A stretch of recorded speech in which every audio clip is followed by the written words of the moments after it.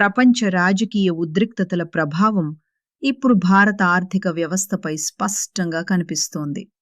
అంతర్జాతీయ మార్కెట్లలో కల్లోలం కారణంగా భారత స్టాక్ మార్కెట్లో భారీ పతనం నమోదైంది.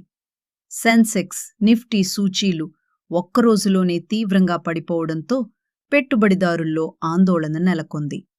ప్రపంచవ్యాప్తంగా కొనసాగుతున్న రాజకీయ ఉద్రిక్త పరిస్థితులు అంతర్జాతీయ మార్కెట్లను కుదిపేస్తున్నాయి. ముఖ్యంగా మధ్యప్రాచ్య ప్రాంతంలో పెరుగుతున్న ఉద్రిక్తతలు, అంతర్జాతీయ వాణిజ్య అనిశ్చితి కారణంగా పెట్టుబడిదారులు రిస్క్ తీసుకోవడానికి వెనకడుగు వేస్తున్నారు. దీని ప్రభావం భారత స్టాక్ మార్కెట్పై కూడా స్పష్టంగా కనిపించింది. ఈరోజు ట్రేడింగ్లో సెన్సెక్స్ భారీగా పతనమై దాదాపు 1000 పాయింట్లకు పైగా పడిపోయింది.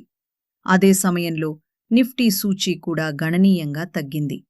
ముఖ్యంగా ఐటీ, బ్యాంకింగ్ మరియు మెటల్ రంగాలకు చెందిన షేర్లు భారీగా నష్టపోయాయి.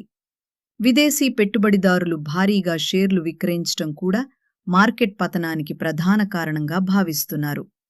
ఆర్థిక నిపుణుల ప్రకారం ప్రపంచ మార్కెట్లలో స్థిరత్వం వచ్చే వరకు స్టాక్ మార్కెట్లో ఇలాంటి ఊగిసలాటలు కొనసాగవచ్చని చెబుతున్నారు.